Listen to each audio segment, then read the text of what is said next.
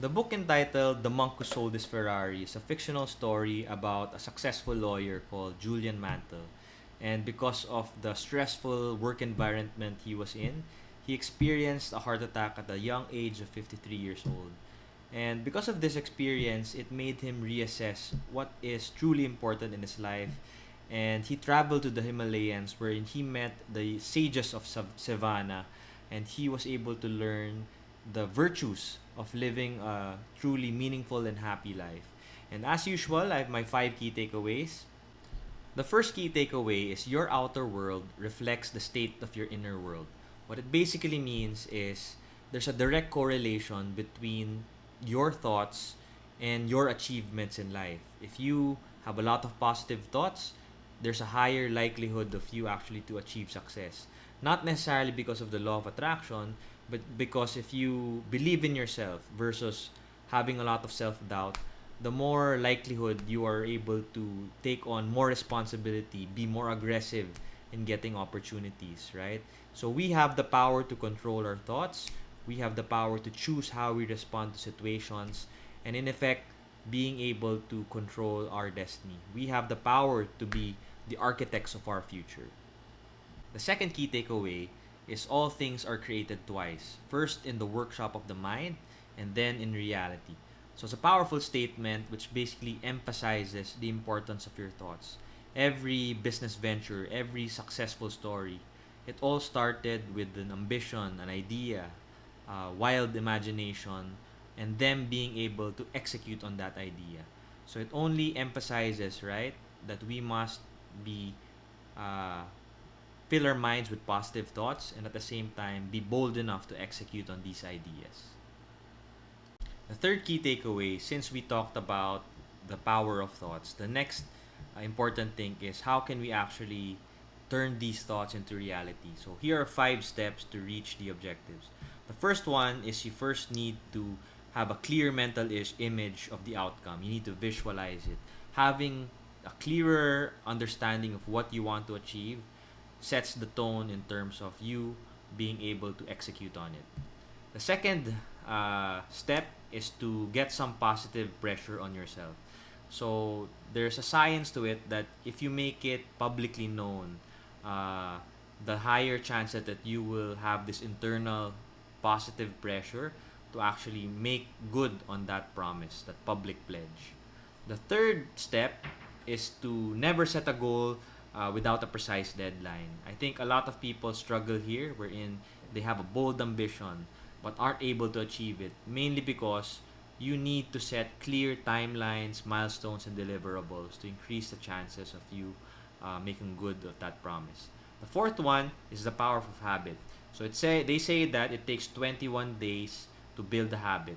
So apply the magic rule of 21, execute on your task for 21 days straight, and it now becomes part of your routine, your life, and higher chances of you achieving it. And lastly, is of course you need to enjoy the process, because for it to be sustainable, you need to enjoy what you're doing, and the only way to do this is always circle back to your why. Why is it important to you?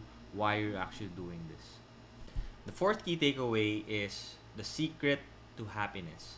Happiness comes with the progressive realization of a worthy objective. When you find something you truly love doing, you're bound to find deep commitment. So, basically, what it means is for you to be truly happy and contented, you first need to identify a goal that excites you, that you're passionate about, and slowly throughout your life, your career, work towards achieving that goal. So, the truly happy and contented people are passionate about what they do and work towards achieving that goal that they are very passionate about. The last key takeaway are the 7 virtues of Sivana and its symbols. The first symbol is a garden. It represents our mind. So similar to a gardener wherein they get to choose which seeds to plant in their field, we are able to choose which thoughts we entertain in our mind. May it be positive or negative, it can greatly influence our outcome in life. The second symbol is a lighthouse. It represents our goals in life. So similar to the lighthouse, it serves as a guide for boats during the night. Our goals serve as a guide on decisions what to make, what decisions to make in order to bring us closer to achieving those goals. The third symbol is a sumo wrestler. It represents discipline and focus. So there's no shortcut to hard work. We must be willing to put in the time, the effort to actually bring us closer to our goals.